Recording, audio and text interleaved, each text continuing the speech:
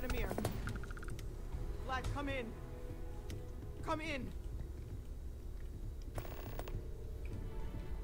The eye's gone completely dark. I can't reach anyone on the station. Sounds like trouble. I'm heading up there. Starboard came out of nowhere. Vladimir, get out of there! He already left. Said he was going to the lodge.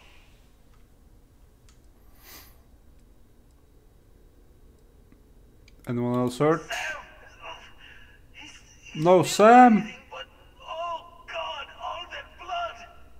Hello, Constellation. Are you there? Who are you? Boss. What did you do to our friends? They call me the Hunter. And now that I'm here, your part in glimpsing the Unity is over.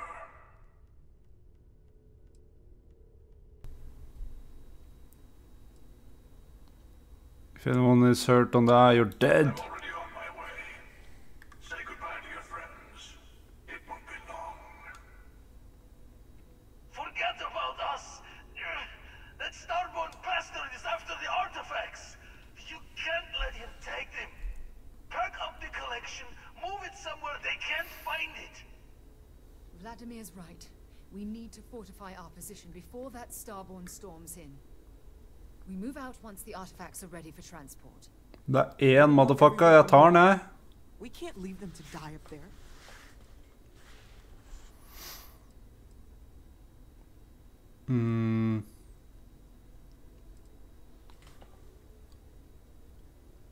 Faen.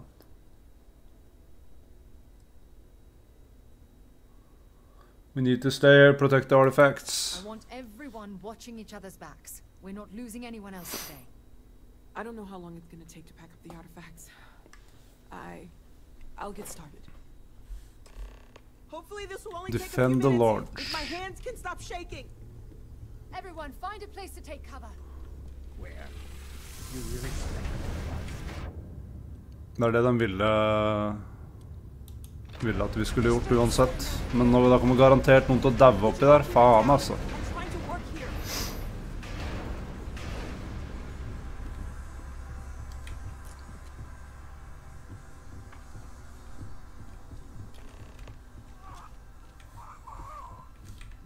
Walter, are you all right? Walter, no!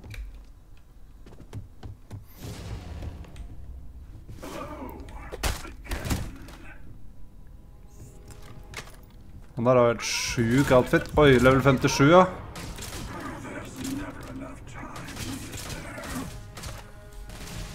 Protect the artifacts. Ignore them. Focus.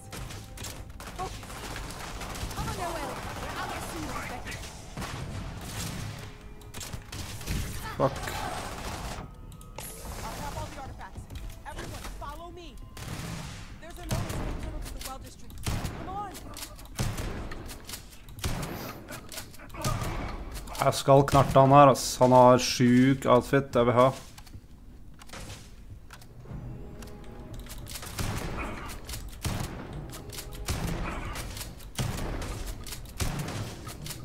Witness the infinite.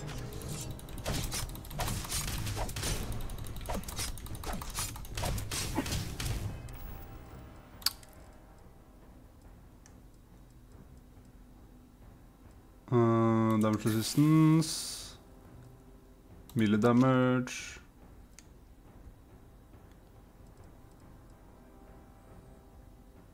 Pluss 40 damage. Ja, det faller. Always more game.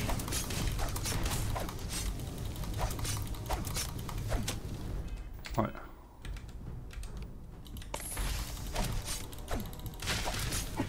Å, jævlig.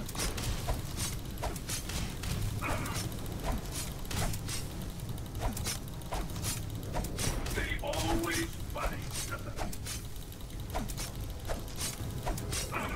Skal jeg love deg, men du har aldri møtt noen som meg.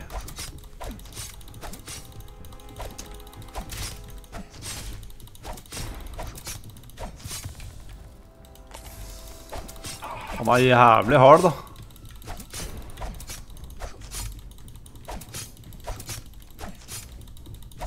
Men AI-en er så noob her at... Oi, det er ikke bra.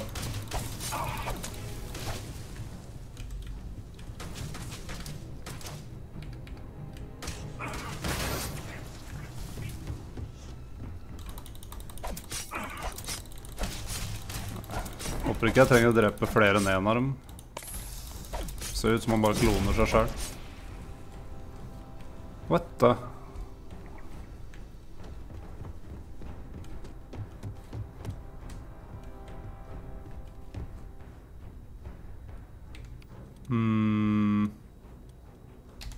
Det er en abilityen jeg kan bruke.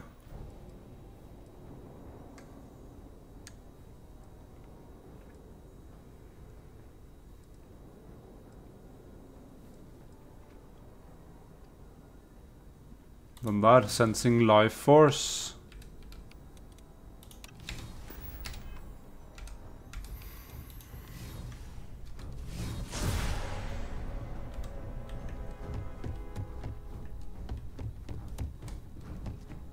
Fy faen.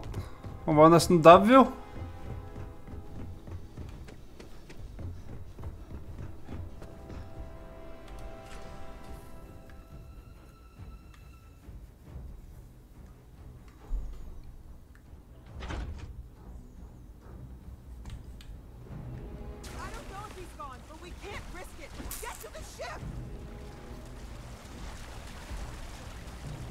Hadde den ikke stikket av, så hadde jeg hatt den.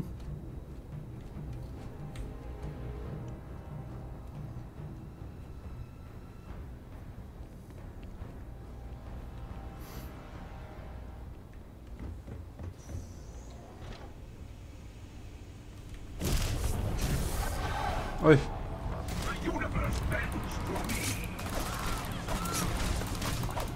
Det kan jo ikke være meningen at man skal ta den, da.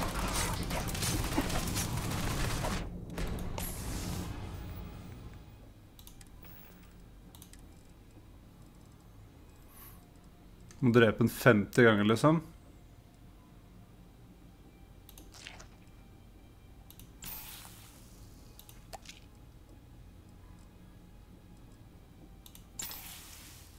Nei, det var feil. Ja. Der.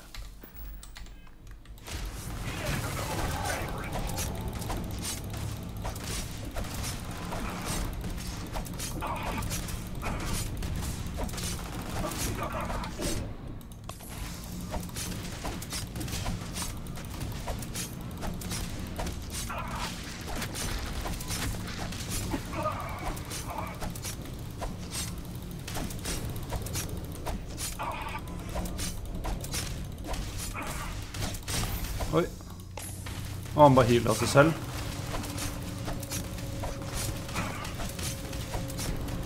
Eller jeg healer av meg selv.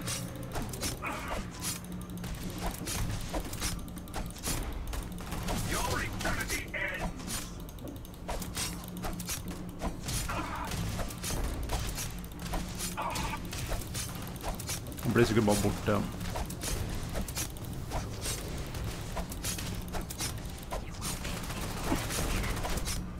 Oi, faen. Åh, så jævla piss, ass.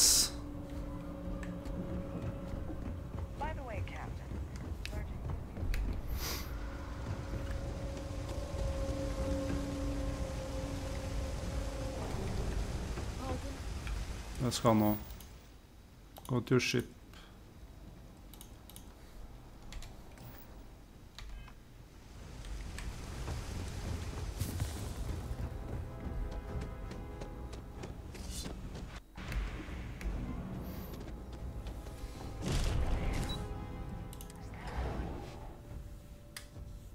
Da gjør jeg bare det. Jeg gidder ikke å drepe den 5 ganger til, ass.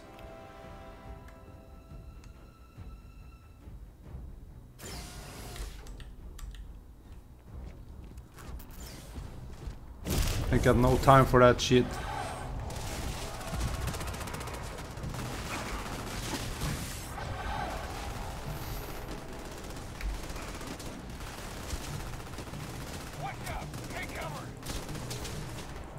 Det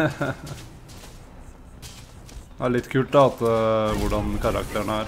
Han er sånn totalt OP fyr som bare pakker alt. Utenom meg da, men jeg er også totalt OP, så.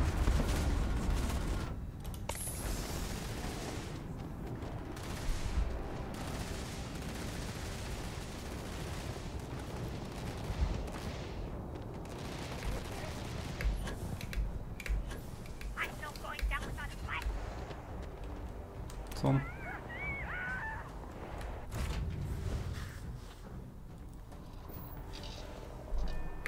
Take off, I guess. Help the others. What if that Starborn is still alive? We have to risk it. We die in the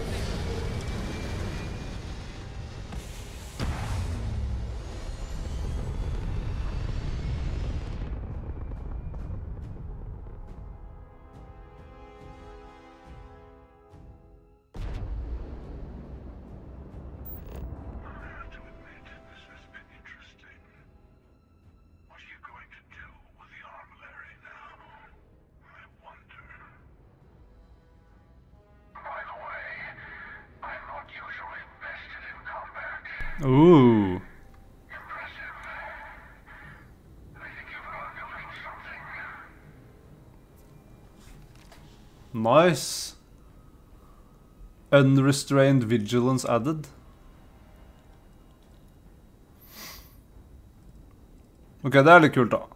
I thought I killed you, but you keep coming back. In case you didn't notice, I have a way of getting around unseen. Although I'll admit, retreat isn't a humiliation I've had to endure in some time. You should be proud. There's a greater purpose to all this. You might have a larger role than I realized. Mistake on my part. Keep collecting the artifacts. We'll meet again. Cool, cool. Glimpse the unity yet.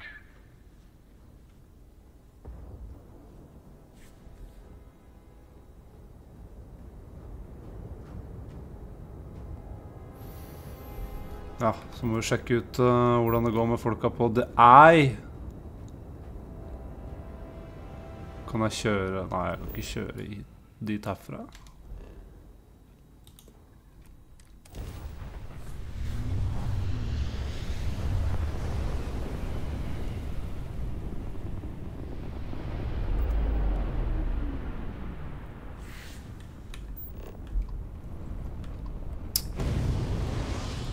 Hail.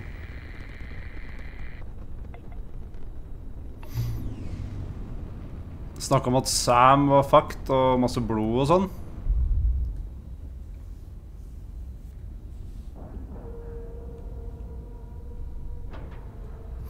Sam er min beste venn, jo. Kan ikke ha skjedd noe med han, ass. Da blir det revenge.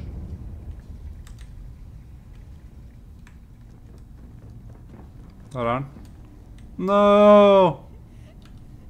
Dad, come on. You have to keep your eyes open.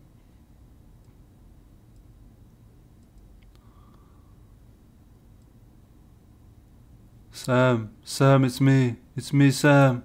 Sam. Sam, can you hear me? It's Sarah. Sarr? There has to be something I can do. I can patch you up. I can fix this. There's nothing you can do now. He's not going to make it. Sam. Cora will be fine. Okay, Sam? We won't let anything happen to her. Dad, Nei, ass. Sam Coe. get up. Please.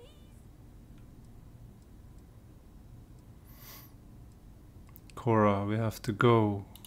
Go away. I told him you were coming. He just had to hold on a little longer. I hate you. Leave me alone.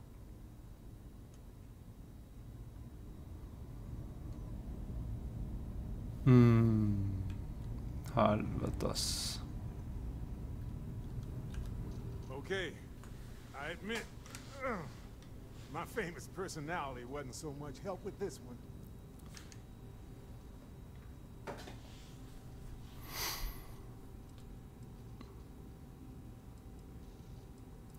As long as you're all right, I'll be Barrett. fine. I just need to lie down for a bit longer.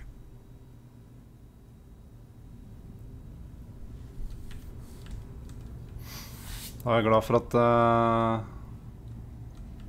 vi reiste mye med han Sam Coe, så han var en av de kuleste. He came out of nowhere.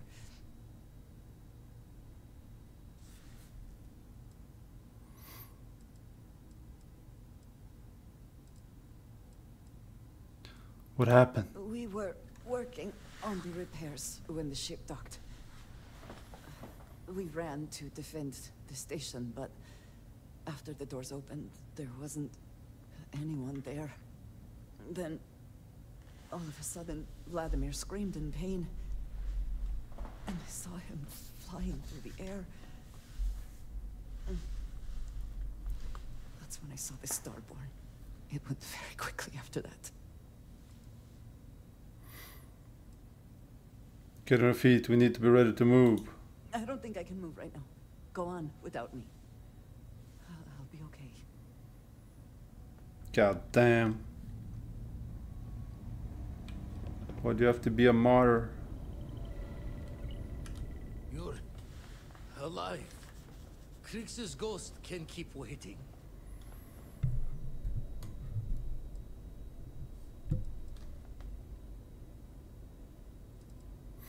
Come on, let me help you up. No tears for the old. Got the others to worry about.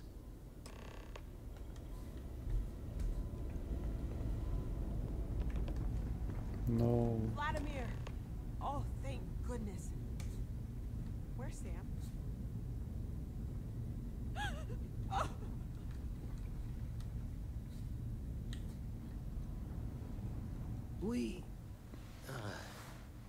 We need to talk locks and bolts. Lodge and the Eye are not secure.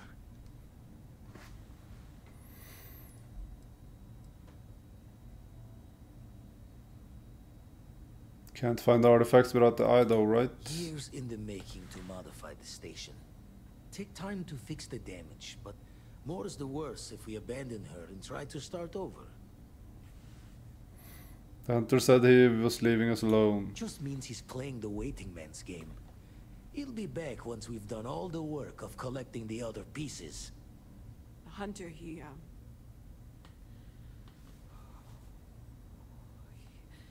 probably found us because we're somewhere obvious. High populated area, just like how the Starborn found you orbiting Neon the first time. But the fact that they're competing with us to find the artifacts means they can't get them without searching. So we put the artifacts somewhere in the fridge, or on something that can slip from their grasp if they do another strike from the curtain.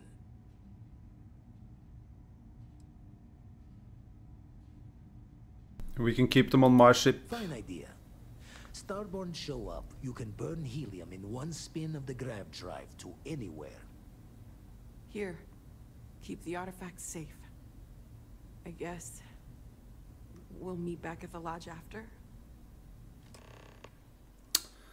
You can now build the artillery on your ship or at your outposts. To build the artillery or in ship, go to the new blah blah blah screen inside your ship's cockpit to build.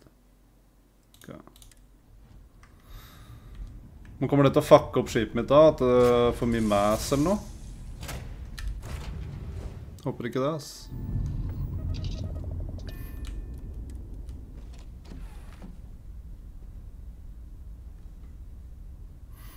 Håper det bare er en sånn ting som sikkert blir stående her.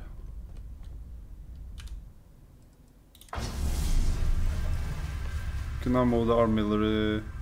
Starborn attacks are more likely wherever the artillery is placed. If you choose to keep the artifacts in your inventory, the attacks are more likely everywhere.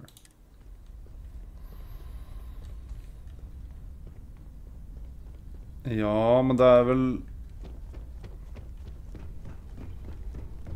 Den veier vel en del, ellers så vil jeg gjerne ha den på meg, egentlig.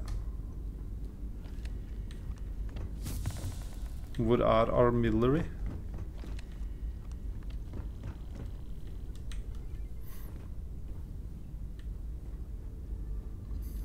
Eller de bare I cargoen nå?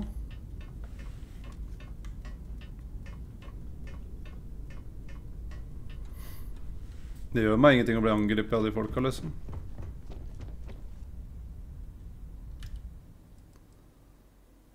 Add artifacts.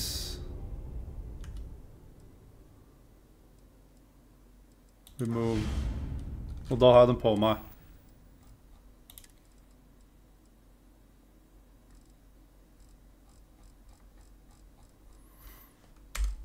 Eller?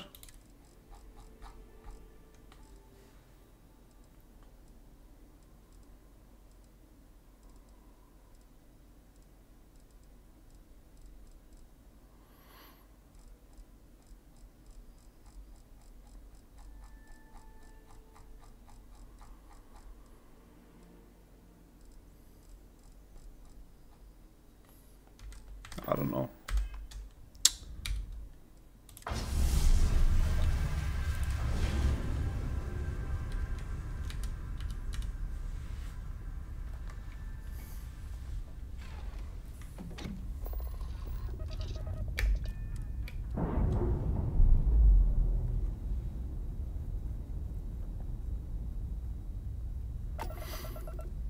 Så jeg kunne egentlig fighta med de folka hele tida. Hva faen, jeg må gjøre det også. Hvis jeg hadde gjort det her tidligere, så hadde jeg hatt de attacksa overalt hele tida. Litt kjedelig at jeg ikke gjorde main quest, ass. Burde egentlig tenkt meg det, ass. At main questen hadde et par triks.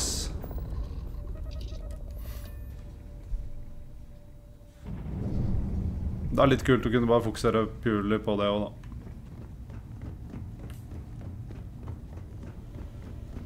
Never minded the solitude before, but chasing more ghosts than usual. Every noise seems to set the blood running.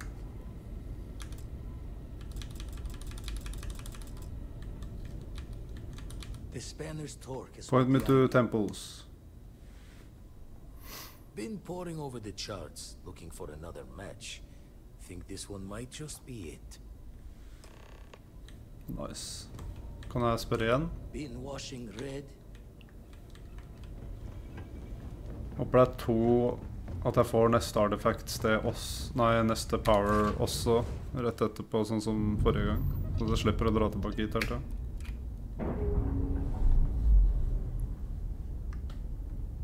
Faen, Jesper, ass.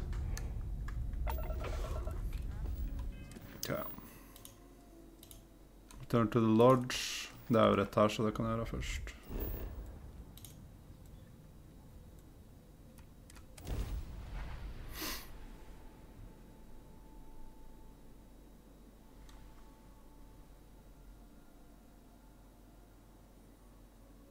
Håper jeg får noen sånn teleporter-skill eller noe, ass.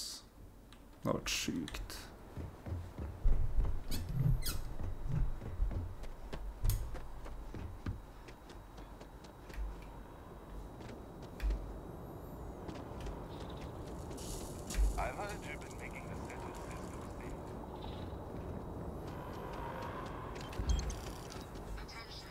Ikke den der...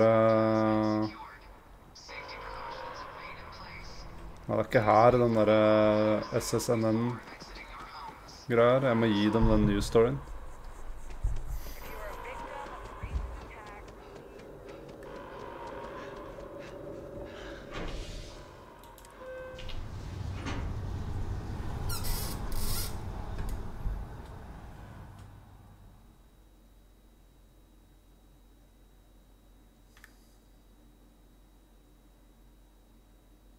Constellation has lost people before, but not like this.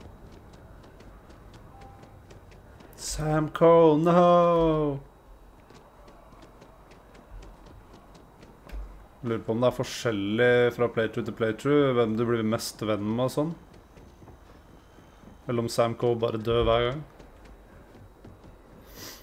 Det UC, hvor den... Ja, whatever.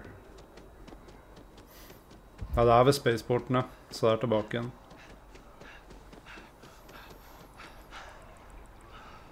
Hvis jeg husker riktig.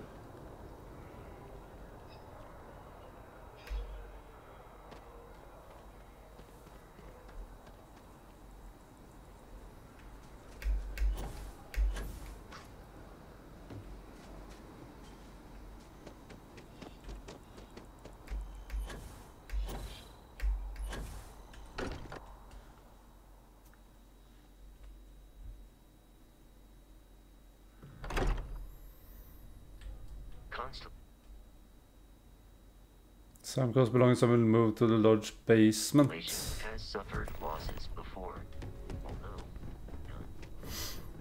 none. Bruke de til æres for han.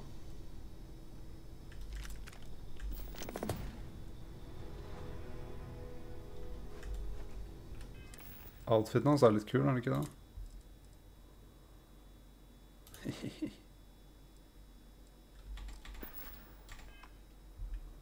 Jeg er ny Sam Coast.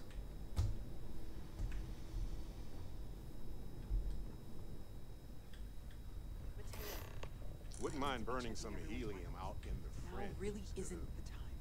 Being I know. here, you know? Look, we all feel like we've been kicked into the ground a million times over, but I think I have something. I'm serious. If I may, I know our encounter with the Hunter is the last thing anyone wants to talk about right now, but he said something that I can't get out of my mind. Unity. Do you remember that? Yeah.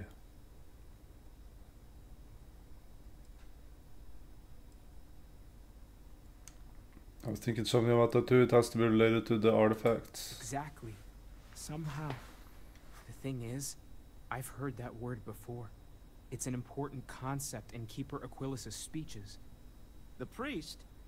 Is the Sanctum Universum going to bless our little crusade of discovery? It can't be a coincidence. The Sanctum has always believed that answers are out there in the stars. Look, I know it's the longest of shots and the biggest leap of faith I could ever ask us all to take, but why not talk to him?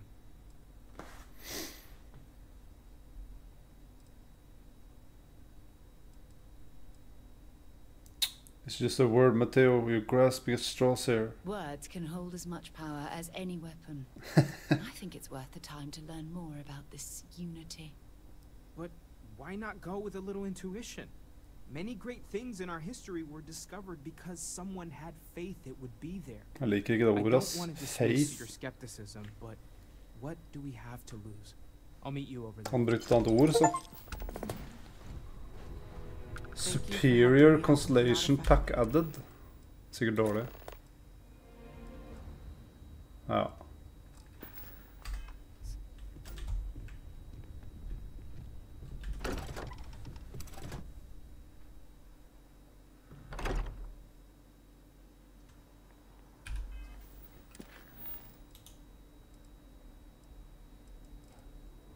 Talk to the keeper on Aquilas. Hvor er det?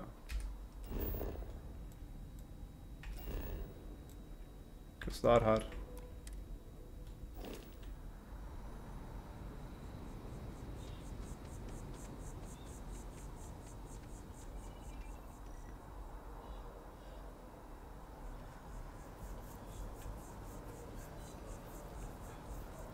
Have a little faith.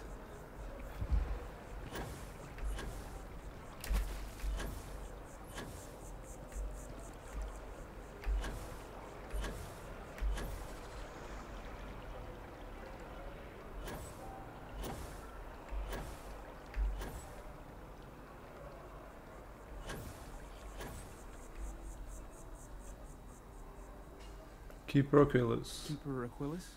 Can we have a moment? Det er masse med hatt. Oh, Matteo. It's been too long. How are your parents? Your mother still struggling with that azalea garden? No, she figured that out a while ago. Had to adjust the pH levels in the soil. But, Keeper, I didn't come to catch up. Oh. Well, what's on both your minds? We think your church is connected to a group of space weirdos. What? That's, what we mean is, we think there's something in the Sanctum's teachings connected to what we've been investigating. Keeper, when you talk about unity, well, does it mean anything else? Something secret? Perhaps we should talk about this inside. Okay. Just the sound of his voice is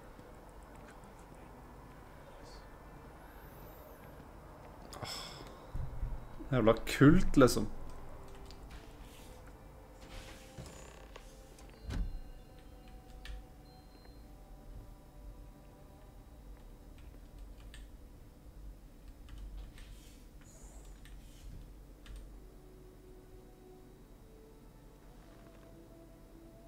Now that we have a little privacy, why don't you tell me exactly what it is that brought you two here?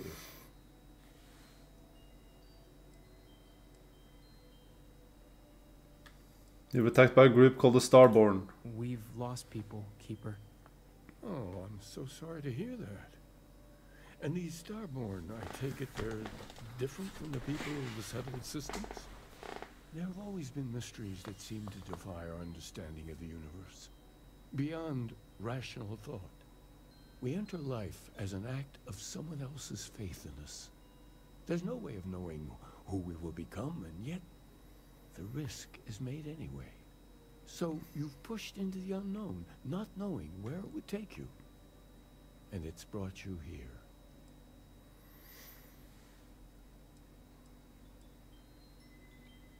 I don't need a lecture, Keeper. I need answers. And I think I can help. If you're willing to find your way in the dark for a bit longer, I can give you a path to discovering its meaning. There's an old story, far older than the Sanctum Universum, of someone who walked the settled systems and saw every corner of it. This pilgrim claimed he found the true meaning of unity.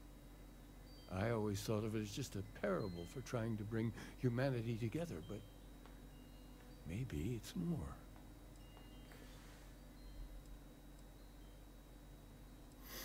Let's hear this story then. There must be more to it. In my story, the pilgrim met the founders of the House of Enlightenment and the enigmatic cult of the Varun. And he gave them each a part of the truth.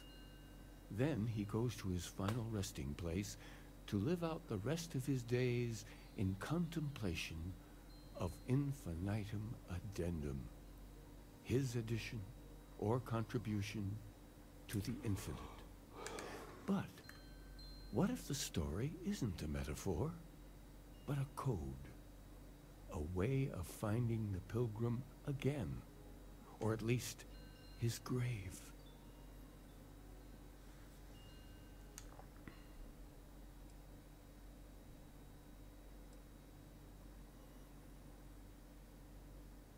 Unless this story includes a set of coordinates, we're not finding anything. But what if it does? Not my version, obviously, but the House of Enlightenment. Varun. I've spoken to them before, but I never thought of scrutinizing their answers for clues. Fine, I'll talk to them. The Enlightened work out of the well here in New Atlantis, helping the poorest citizens find a better life for themselves. Varun worshippers are more enigmatic, but there is a lone zealot that was captured recently for attacking UC ships. I visited her a couple of times. Hopefully she'll be willing to talk to you as well. I'll stay here with the Keeper. We need to catch up. And I wouldn't mind asking him a few more questions. Jeg merker jeg blir litt sånn defensiv eller kritisk når det handler om sånne religiøse greier.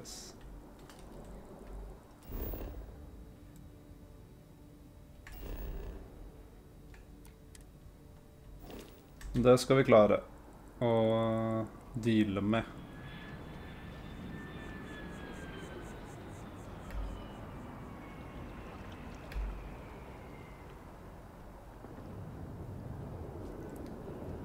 Jeg lurer på Det der ned til den der... Nå har jeg plutselig 3 markers nå. Jeg trodde det her var ned til den der transport-greia. Nå marker jeg plutselig der borte.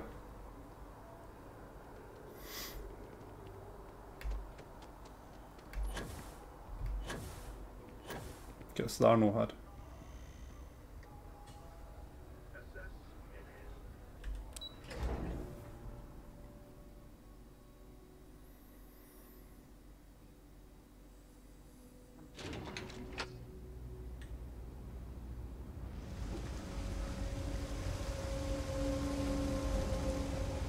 The well. Hvor fattige folka bor. By the way, Captain, Sergeant Young is looking for you. Sounds like you've got more work.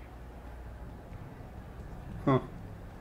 Kanskje det er noe å sjekke ut. I used to drink. If it's about the financial or food assistance programs, we are backlogged. Don't worry, we're doing everything we can. Oh, we're not. Sorry. Can I help you?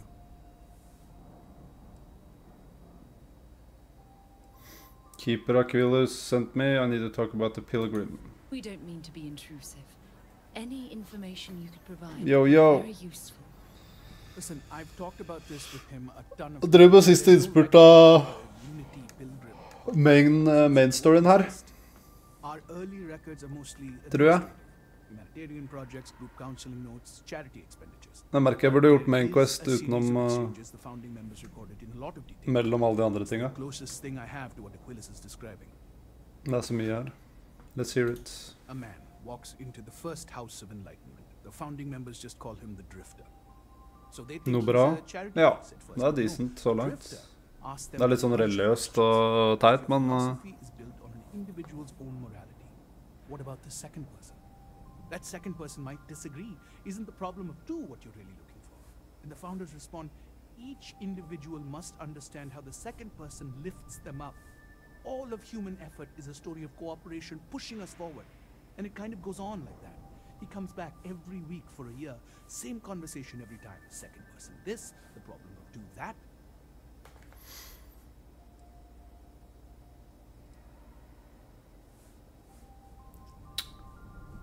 maybe there's a message hidden in what he's saying. Honestly, He was I think the saying. founding members made it all up. There was a little more hesitation being openly atheist in the early days. I think they were experimenting with writing their own. Akkurat ferdig med familiebesøk. Fortunately, that got abandoned. Jentungen har 3 i dag. After the Gratulerer. rapids of the Drifter era, Mellomste ble med besteforeldre på høstferietur. Ja, nice. Kebab, pizza og chill. Nice. Det blir vel noe ses på meg etter hvert. Om ikke så alt for lenge, håper jeg. Det spørs jo bare på om folk er på. I don't feel any closer to the answers I wanted. Sorry, I couldn't be of more help, but that's about all I've got. Hope you find what you're looking for. Yeah. Talk to Varun, the Varun prisoner.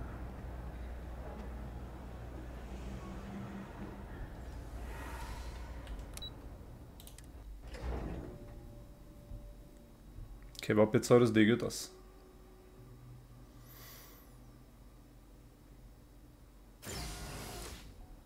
Men det koster litt for mye. At the Momo.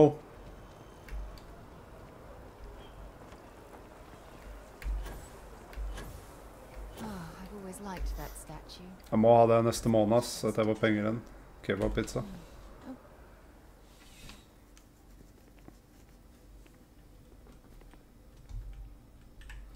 It's been too long.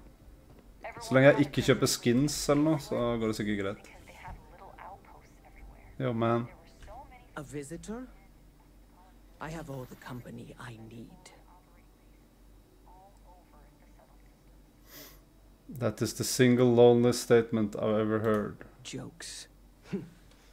You come to hear about Varun. Jeg vet ikke, med kjøring så blir det 300 pluss kroner fra pizzabakeren, som er det billigste. It was an attempt at some genuine Men don't think about it, man. Jeg har Fjordland til i dag. In the shadows. He will entwine the universe, and all but the faithful will be Ja. made as dust. Det ikke sånn... Is the truth. Og så klart, sånn Peppes og sånn mye bedre pizza sånn egentlig, men det funker liksom. Men jeg spiser ikke så mye kebabpizza eller sånn sterk mat, fordi at for meg så kjennes det like sterkt ut når jeg eter det, når det kommer ut igjen. Så det ikke noe jeg gjør for ofte, ass. Keeper Aquilus spoke of a pilgrim and didn't know more about him. Anything you could tell us would be tremendously helpful. Yes, I have spoken to your keeper about this. I will tell you what I told him, and then you will leave me. Jinan Varun meets the unbeliever.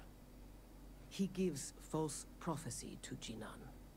But such is Jinan's conviction in the Great Serpent, he does not hesitate. He cuts the unbeliever down. But the unbeliever returns. Jinan realizes the Great Serpent is testing him, and he will not be found wanting. 4 times they fight. Over 120 rotations of the planet they are on. Remember these 4 battles, Jinan, the unbeliever says. Remember these 120 rotations. But Jinan knows this is blasphemy, and delivers the killing blow. That is all. Jeg klarer ikke å følge med på sånn som høres religiøst ut. Det som akkurat som hjernen min blokkerer ut.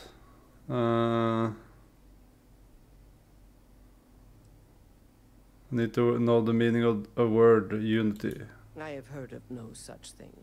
If it exists, it is a shadow that the Great Serpent casts to deceive the faithless.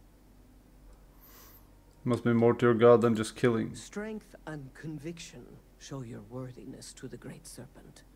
The kill is not as important as showing there is no doubt. I grow tired of speaking. Leave me. Takk. Når de snakker i koder og sånn, da orker jeg ikke å følge med, ass. Dessverre.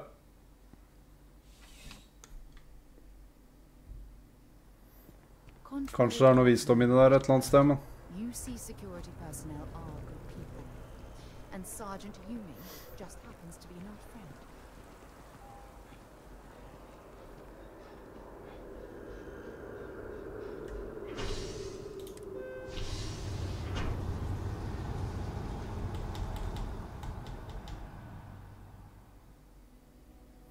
Vi ble angrepet av en sånn helt sinnssyk level 57-kar som aldri daua.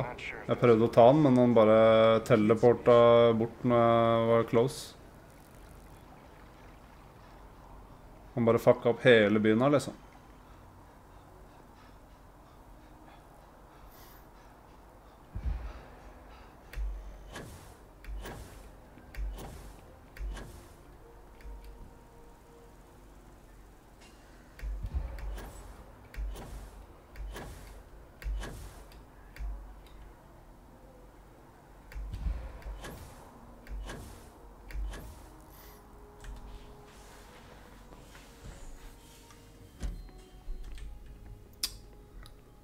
Om presten her igjen, da. Oh, you're back. What did you learn? Was there something hidden in their stories, like we thought?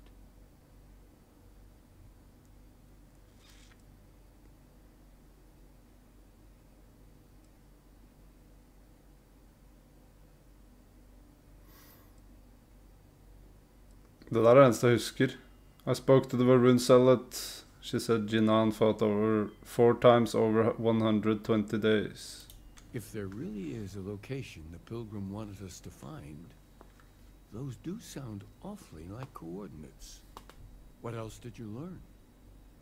The Enlightened story used the words second and 2. Planets are often named by number. That second might mean the second planet in the system. Was there anything else? Jeg vet ikke helt, jeg synes det her er litt teit, det. In your story, the pilgrim contemplates infinitum addendum. That must mean something. Yes. what he added to infinity. Maybe that points to a name. If we're looking for his resting place, we'd need to know the name of the star system, wouldn't we? Let's see. We have something that could be coordinates. Something that could point to a planet in the system. But what's the name of the system? Infinitum addendum. What if we break down the parts? No systems named finite or add. That just leaves in and dumb. Well, that's certainly how I feel. Indum, that's the name of the star system. Yes, that's it. The second planet in Indum, at 4 and 120. That's where you'll find the Pilgrim's resting place. And from there, maybe you'll find the true meaning of unity. Before you go, you've now spoken to many different perspectives in our universe. In a way, you'll be carrying their philosophies with you on this journey. I know you're looking for a specific unity, but if you had to guess what it was, what interpretation would you give it?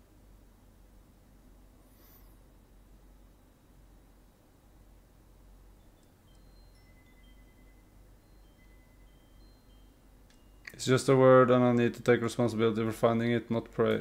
And once you know, what will you do? Even the most objective scientist holds a belief that observation itself will be of benefit to humanity. You will be taking a similar part of yourself with you when you find the answer. Will that not color your perception of it?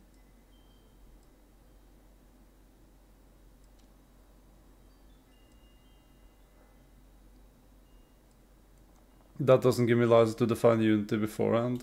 Sure. So you're committed to keeping yourself from seeing unity as anything other than a rational objective. A goal you're bound to reach. We're following standard scientific-based protocols. Constellation's been doing it for decades, and the results speak for themselves. Well, I won't keep you any longer. This has been fun, I have to admit. Go, find your truth. I have something I Ellie. want to discuss with you. Oi, hun hørtes sinna ut. Look, I wanted to take this opportunity to thank you. The fact that you risked your life to save me, I don't know what to say.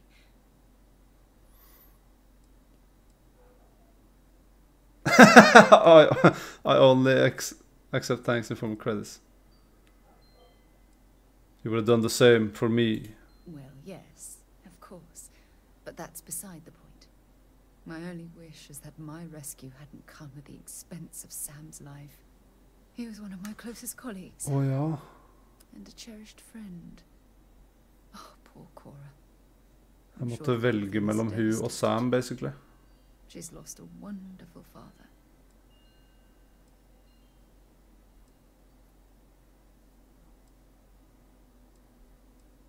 This was completely out of your control. I really wish I could believe that. Our charter at Constellation has always been to analyze the unknown, but rarely at the expense of our members' lives. Yet all the while, I've been cavalier about taking risks and pushing the boundaries, not appreciating the true cost of my actions. Had I not pushed so hard to pursue the Starborn, perhaps none of this would have happened at all, and Sam would still be alive.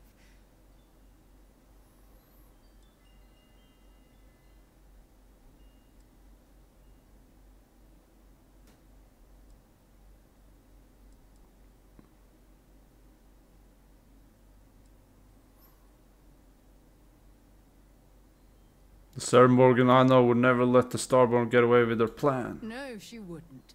But was it worth the cost? Damn it! Why is this happening to us? We're explorers. Our curiosity pushes us to seek answers to life's mysteries. It's one of the core traits of humankind. Yet in return, this is what the universe throws at us. beings from God knows where who are trying to murder us. Why? What have we done wrong?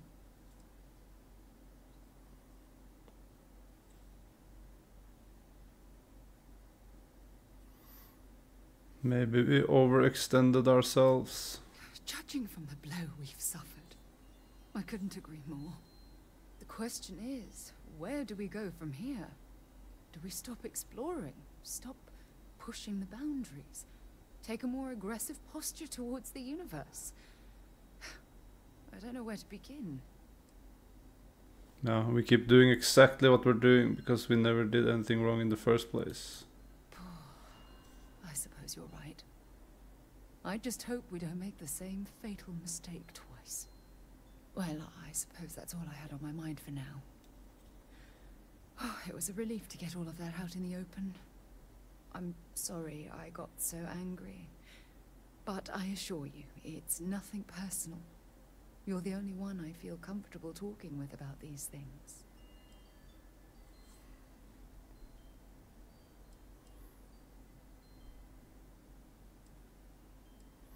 Anytime you want to talk, I'm here.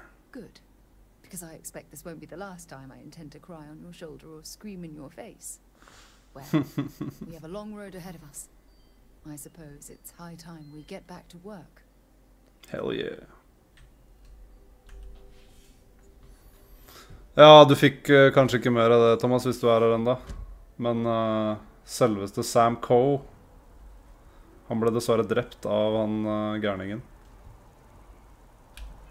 Han cowboyen. Jeg måtte velge mellom å dra opp til den derre... Ja. Han med hun dattera og sånn. Jeg måtte velge mellom å dra opp til den stasjonen dem var på, eller bli og defende huset vårt, og jeg blei. Og det endte med Sam Coe som daua. Rest in peace, my friend. Så nå har jeg på meg klærne hans.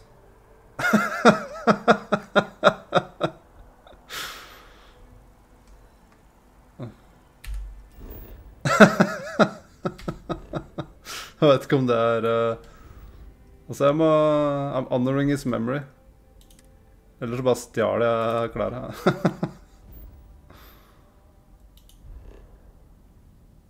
Ok. Finne noe mer powers. I have things for you.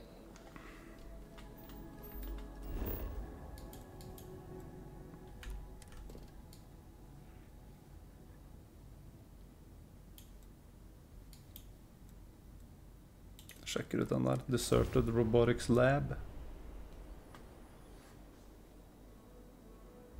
Like cutting down on a cloud. Your landing skills never cease to impress. Skal du spille WoW? Hardcore?